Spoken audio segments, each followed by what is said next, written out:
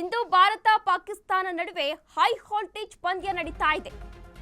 ICC champions trophy ಏಕದಿನ cricket tourney 2025 ಇಂದು ಭಾರತ ಪಾಕಿಸ್ತಾನ ನಡುವೆ high voltage ಪಂದ್ಯ ಕೂಡ ನಡೀತಾ ಇದೆ. ದುಬೈನ ಅಂತಾರಾಷ್ಟ್ರೀಯ ಮೈದಾನದಲ್ಲಿ ಪಂದ್ಯ ನಡೀತಾ ಇದೆ. ಇವತ್ತು ಮಧ್ಯಾಹ್ನ 2:30ಕ್ಕೆ ಹೈ ವೋಲ್ಟೇಜ್ ಪಂದ್ಯ ಆರಂಭ ಆಗಲಿದೆ. 8 ವರ್ಷದ ಬಳಿಕ ಸೇಡನ್ನ ತೀರಿಸಿಕೊಳ್ಳಲು ಟೀಂ ಇಂಡಿಯಾ ಇದೀಗ ರೆಡಿಯಾಗಿದೆ.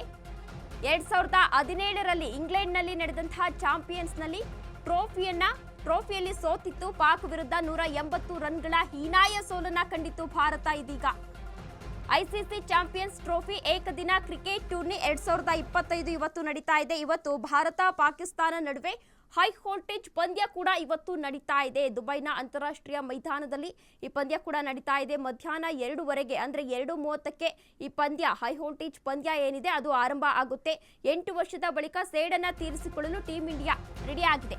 ಸೆಮಿಫೈನಲ್ ಅನ್ನ ಪ್ರವೇಶಿಸಲು ಪಾಕಿಸ್ತಾನಕ್ಕೆ ಈ ಪಂದ್ಯ ಮಹತ್ವದ್ದಾಗಿದೆ. ಒಂದು ವೇಳೆ ಭಾರತ ಗೆಲುವು ಸಾಧಿಸಿದ್ರೆ ಸೆಮಿಫೈನಲ್ ಅನ್ನ ಪ್ರವೇಶಿಸಲಿದೆ ಭಾರತ. ಬಾಂಗ್ಲಾ ವಿರುದ್ಧ 6 ವಿಕೆಟ್ಗಳ ಗೆಲುವನ್ನ ಸಾಧಿಸಿತ್ತು ಈಗಾಗಲೇ ಟೀಂ ಇಂಡಿಯಾ. ನ್ಯೂಜಿಲೆಂಡ್ ವಿರುದ್ಧ 60 ರನ್ಗಳ ಹೀನಾಯ ಸೋಲನ್ನ ಕಂಡಿತ್ತು ಪಾಕಿಸ್ತಾನ. ಚಾಂಪಿಯನ್ಸ್ ಟ್ರೋಫಿಯಲ್ಲಿ 5 ಬಾರಿ ಭಾರತ ಮತ್ತು ಪಾಕ್ ಮುಖಾಮುಖಿಯಾಗಿವೆ. ಭಾರತ ಹಾಗೂ ಪಾಕಿಸ್ತಾನ ಎರಡರಲ್ಲಿ ಟೀಂ ಇಂಡಿಯಾ ಗೆದ್ರೆ ಪಾಕಿಸ್ತಾನ 3 ಬಾರಿ ಈಗಾಗಲೇ ಗೆದ್ದಿದೆ. ಪಾಕ್ ವಿರುದ್ಧ ಭಾರತದ ಗೆಲುವಿಗೆ ಅಭಿಮಾನಿಗಳು ವಿಶೇಷ ಪೂಜೆ ಹಾಗೂ ಪ್ರಾರ್ಥನೆಯನ್ನ ಕೂಡ ಮಾಡ್ತಾ ಇದ್ದಾರೆ. ಸೆಮಿಫೈನಲ್ ಅನ್ನ ಪ್ರವೇಶವನ್ನ ಮಾಡಬೇಕು, ಈ ಬಾರಿಯಾದ್ರೂ ಭಾರತ ಗೆಲ್ಲಬೇಕು ಎನ್ನುವ ವಿಚಾರಕ್ಕೆ ಸಂಬಂಧಪಟ್ಟಂತೆ ಅಭಿಮಾನಿಗಳು ಇದೀಗ ವಿಶೇಷ ಪೂಜೆಯನ್ನ ಕೂಡ ಮಾಡ್ತಾ ಇದ್ದಾರೆ. ದೇವರಲ್ಲಿ ಪ್ರಾರ್ಥನೆಯನ್ನ ಕೂಡ ಮಾಡ್ತಾ ಇದ್ದಾರೆ.